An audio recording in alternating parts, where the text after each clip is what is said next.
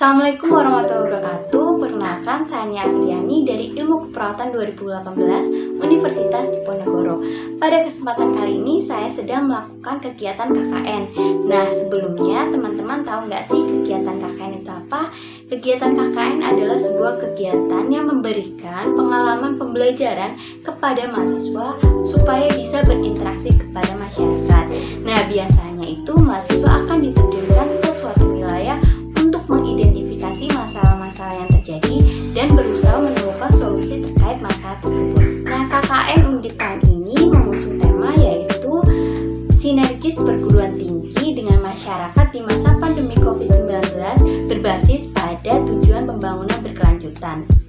Nah, walaupun pada KKN kali ini berbeda dengan tahun-tahun sebelumnya karena adanya pandemi, tetapi semoga keberjalanan KKN ini bisa berjalan dengan lancar dan tetap memberikan kebermanfaatan untuk masyarakat. Nah, seperti yang sudah disinggung sebelumnya, Indonesia masih dibayang-bayangi oleh pandemi COVID-19. Banyak berita duka santer terdengar di mana-mana dan juga terjadinya peningkatan jumlah kasus terkonfirmasi COVID-19. Nah, sudah banyak upaya yang dilakukan pemerintah, salah satunya melalui kegiatan vaksinasi. Namun, hal itu tidak dibarengi dengan pengetahuan yang dimiliki oleh masyarakat, sehingga banyaknya berita-berita kurang benar atau hoax itu meracuni dan membuat rasa ketakutan pada masyarakat, sehingga masyarakat enggan melakukan vaksinasi. Nah, seperti halnya vaksinasi, pemerintah terus melakukan kampanye kesehatan, yaitu salah satunya melalui 5M. Namun dalam pelaksanaannya 5M kurang efektif, sehingga perlu adanya upaya lain yang dilakukan oleh masyarakat, yaitu salah satunya melalui peningkatan imunitas.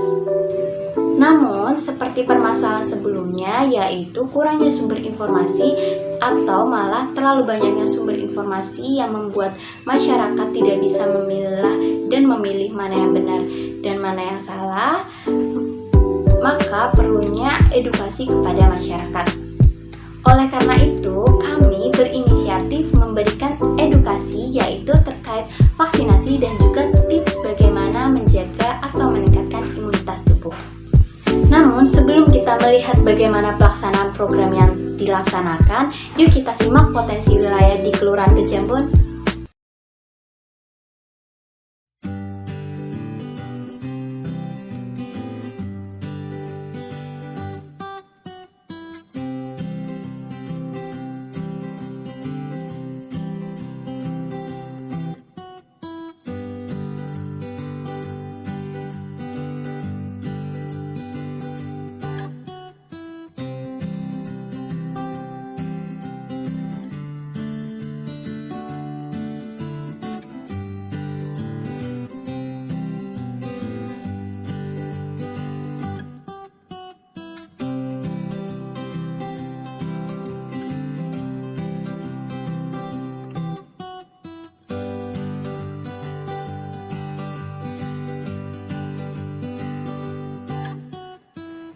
Kelurahan Kejambon adalah salah satu kelurahan yang berada di Kecamatan Tegal Timur, Kota Tegal, di mana wilayah Kota Tegal dibagi menjadi 4 kecamatan, yaitu Kecamatan Tegal Timur, Kecamatan Tegal Barat, Kecamatan Tegal Selatan, dan terakhir Kecamatan Margadana.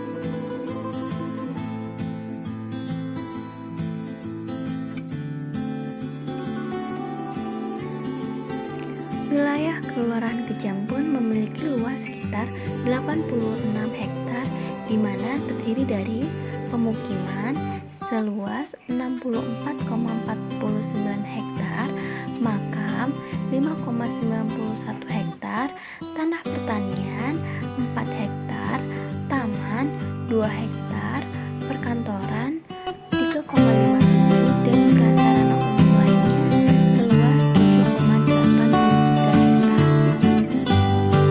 Ini adalah salah satu rumah yang dimiliki oleh Kota Tegal, yaitu Gor Wisangeni.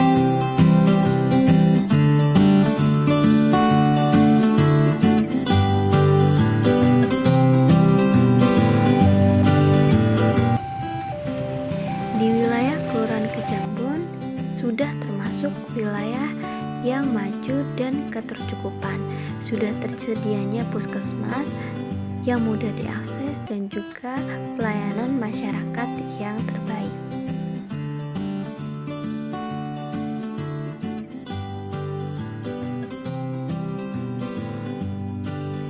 Ini adalah salah satu pelayanan yang diberikan oleh pemerintah Kota Tegal, yaitu adanya vaksinasi gratis. Video edukasi vaksinasi KKN Unit Tim 2 dibuat oleh Nia Apriliani. Indonesia dan negara-negara lain saat ini masih menghadapi ancaman COVID-19. Sampai saat ini tercatat sudah lebih dari 120 juta kasus terkonfirmasi di tingkat global dan angka 2 juta kasus terjadi di Indonesia. Pemerintah terus berupaya menekan angka kematian. Lalu apa yang dilakukan? Yaitu melalui program vaksinasi. Berikut akan kami jelaskan apa itu vaksinasi. Vaksinasi adalah pemberian vaksin dalam rangka menimbulkan atau meningkatkan kekebalan seseorang secara aktif terhadap suatu penyakit, sehingga apabila suatu saat terpapar dengan penyakit tersebut tidak akan sakit atau hanya mengalami sakit ringan.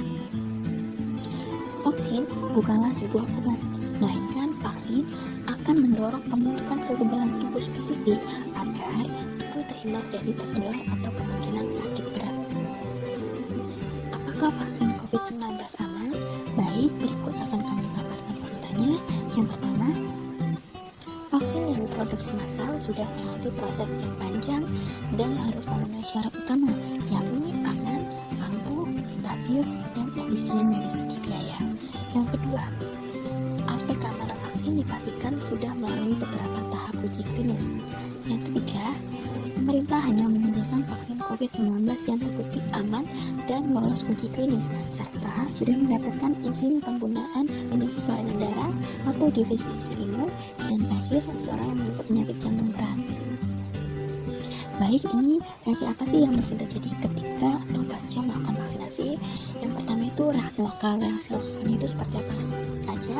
Yang pertama itu ada nyeri, kemerahan, dan bekat di area suntikan. Kemudian ada reaksi sistemik, yaitu terjadi demam, nyeri otot pada seluruh tubuh, nyeri sendi, badan lemah, mual, dan sakit kepala. Kedua reaksi ini biasanya terjadi hanya sementara, yaitu terjadi pada hari ke-1 sampai hari ke-3 setelah vaksinasi. Kemudian, apa yang dilakukan jika terjadi reaksi-reaksi tersebut? Yang pertama, diharapkan tetap tenang. Yang kedua, jika terjadi reaksi seperti nyeri, bengkak, kemerahan di tempat suntikan, baiknya dilakukan kompres dengan air dingin di area suntikan atau area tersebut. Kemudian, jika terjadi demam, kompres atau mandi dengan air hangat dan berbanyaklah minum air putih serta istirahat. Yang terakhir, jika dibutuhkan, minumlah obat sesuai anjuran dan laporkan semua keluhan ke petugas kesehatan. Ayo, lindungi diri dan keluarga dari COVID-19 melalui program vaksinasi. Semua informasi bersumber dari buku saku tanya jawab seputar vaksinasi COVID-19 edisi pertama bulan Mei 2021. Terima kasih telah menonton video ini. Mohon maaf apabila ada kesalahan kata atau penyampaian. Semoga apa yang disampaikan bisa bermanfaat. Manusia mempunyai sistem pertahanan tubuh dari penyakit yang sebenarnya itu adalah sebuah sistem kekebalan tubuh atau biasa kita sebut dengan imunitas tubuh. Lalu, apa saja sih fungsi dari sistem imunitas? Yang pertama, sebagai pembentuk kekebalan tubuh. Yang kedua, sebagai penolak dan penghancur segala bentuk benda asing yang masuk ke dalam tubuh. Yang ketiga, sebagai pendeteksi adanya sel abnormal, infeksi, dan patogen yang membahayakan. Yang terakhir adalah sebagai penjaga keseimbangan komponen dan fungsi tubuh. Jika seseorang memiliki kekebalan tubuh yang baik, maka akan terhindar dari penyakit. Sedangkan seseorang yang kekebalan tubuhnya lemah, maka akan mudah terserang penyakit. Dengan meningkatkan imunitas tubuh menjadi salah satu upaya melawan virus corona. Pada masa pandemi COVID-19 atau corona ini, kita diharuskan meningkatkan sistem kekebalan tubuh yang merupakan kekuatan pertahanan tubuh melawan virus penyebab penyakit. Lalu, apa saja sih yang bisa dilakukan untuk meningkatkan kekebalan tubuh? Ayam dan kacang-kacangan. Jika merasa dibutuhkan, bisa mengkonsumsi suplemen tambahan. Kemudian jangan lupa konsumsi atau minum air putih dengan cukup, yaitu 8 gelas. hal-hal yang perlu diperhatikan. Yang pertama itu mengurangi konsumsi garam dan gula, di mana jika mengonsumsi gula berlebih dapat melemahkan kemampuan sel darah putih, di mana sel darah putih sangat berpengaruh dalam imunitas karena sel darah putih memiliki kemampuan fagosit atau memakan bakteri hidup yang masuk ke dalam peredaran darah. Kemudian menghindari atau mengurangi makanan junk food. Kemudian ada memasak makanan dengan matang. Kemudian ada mencuci makanan sebelum dikonsumsi atau sebelum diolah. Kemudian melakukan aktivitas fisik. Nah, aktivitas fisik ini bisa dilakukan dengan cara melakukan latihan aerobik atau endurance selama 20 menit dengan durasi 20 menit dengan frekuensi 2-3 kali dalam seminggu. Nah, tujuannya itu apa? Tujuan utamanya yaitu untuk mendapatkan kesehatan, kebugaran, dan rekreasi masa muda, yaitu dengan durasi 7-9 jam. Lalu mengelola stres. Nah, stres ini menjadi salah satu upaya peningkatan sistem kekebalan tubuh, di mana stres dapat berpengaruh dalam peningkatan imunitas tubuh. Apabila seseorang stres, maka tubuh akan mengeluarkan hormon untuk meredakan stres. Namun, kondisi tersebut berefek atau berakibat kepada penurunnya kekebalan tubuh. Oleh sebab itu, dihimbau masyarakat untuk tidak mudah stres dalam menghadapi situasi pandemi COVID-19. Nah, berikut adalah hal-hal yang bisa dilakukan dalam rangka mengelola stres. Yang pertama itu meningkatkan ibadah sesuai agama masing-masing, bisa dengan sholat, berzikir, atau berdoa. Kemudian dapat melakukan hobi sesuai keinginan, bisa meningkatkan musik, bisa membaca, dan kemudian bisa melakukan meditasi melalui yoga. Terima kasih sudah menonton video kami, semoga bermanfaat. Mohon maaf apabila ada kesalahan kata. Tak lupa, terima kasih untuk semuanya, salam sehat.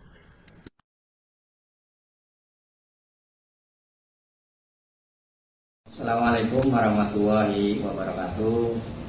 Saya Rohiman, Sekretaris Kelurahan Kejambon, Kecamatan Tegal Timur.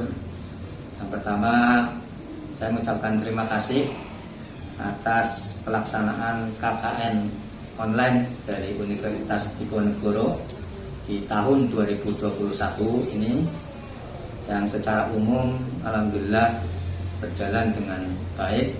Walaupun di tengah pandemi, di tengah wabah COVID-19 yang belum mereda, namun anak-anak mahasiswa KKN Undip bisa menyesuaikan, bisa menjalankan apa yang diharapkan dari program KKN ini dengan baik, walaupun tidak banyak kegiatan yang bersinggungan secara langsung dengan masyarakat. Namun arah dan tujuan yang diharapkan dari KKN ini tetap dapat tercapai. Pesan kami dari kelurahan untuk tahun-tahun ke depan, untuk pelaksanaan KKN bisa lebih baik dan bisa lebih berjalan walaupun dengan kondisi yang serba susah karena wabah COVID-19. Harapan kami di tahun mendatang untuk pelaksanaan KKN semoga bisa dilaksanakan dalam keadaan normal, tidak ada, dan kita berharap semua kondisi pandemi ini segera berakhir. Demikian, terima kasih. Billahi taufiq wal hidayah. Wassalamualaikum warahmatullahi wabarakatuh. Saya Dede Nuranini dari anggota Tangan Kaki Pemuda. Saya ingin memberikan pesan bahwa videonya sangat edukatif dan bahasanya mudah dimengerti. Terima kasih. Nah, bagaimana menarik bukan? Itulah serangkaian program kegiatan yang sudah dilaksanakan di Kelurahan Kejambon.